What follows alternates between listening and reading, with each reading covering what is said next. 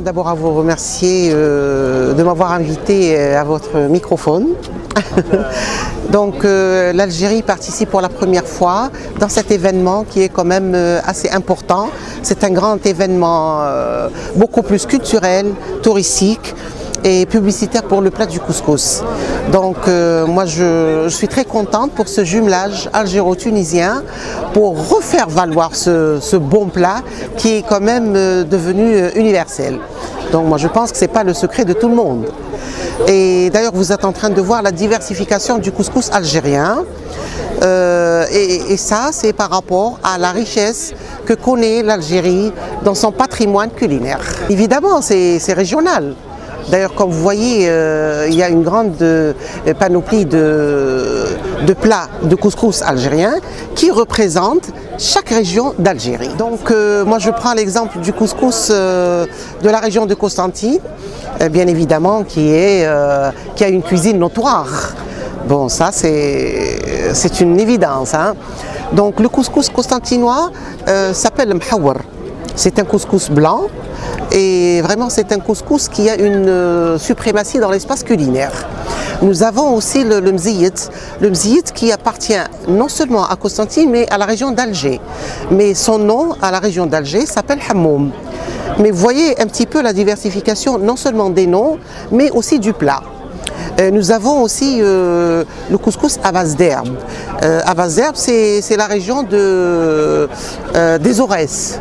Ce couscous à base d'herbe, c'est un couscous médicinal. Donc, surtout pour les femmes fraîchement accouchées. Nous avons aussi le couscous du maïs. Le couscous du maïs pour les maladies cœliaques. Donc ça, c'est une brochure qu'on ne peut pas trouver d'ailleurs un peu partout. Et nous sommes là, si vous voulez, pour assister certaines maladies. Donc nous avons aussi le couscous végétarien.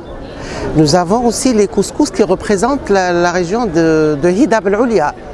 C'est la région de Sétif, qui se prépare bien sûr avec des cardans, une sauce blanche et qu'on rajoute du lait de vache. C'est un couscous qui est vraiment hyper bon. Donc vous voyez un petit peu, non seulement la panoplie du couscous algérien, mais il y a aussi la diversification, non seulement dans la composition en tant que plat, mais il y a aussi le produit du terroir qui est en train de refaire valoir ce plat du couscous. Bon, j'ai participé avec une association tunisienne qui est l'association des maîtres des saveurs et des gastronomes qui sont venus à Constantine, mais ça s'est très bien passé et j'ai décroché la première place 3 fois d'affilée. Voilà, donc je suis une femme chanceuse de participer pour une deuxième fois avec mes amis tunisiens. En Tunisie, le pays frère si vous voulez. Bon, il n'y a pas beaucoup de différence, sauf que la différence qu'il y a entre la gastronomie tunisienne et algérienne, c'est qu'il y a beaucoup d'épices.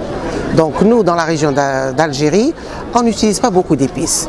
Déjà, nous savons que la provenance est d'Asie et les conséquences sont néfastes. Pourquoi les conséquences sont néfastes par rapport aux épices? Parce que les épices sont cancérigènes.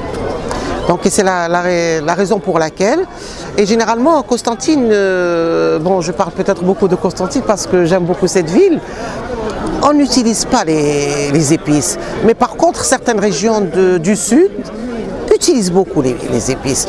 Donc vous voyez un petit peu, on est dans une même ville, mais sauf que la cuisine régionale, elle diffère d'une région à l'autre. C'est un rapprochement culturel, c'est un rapprochement historique.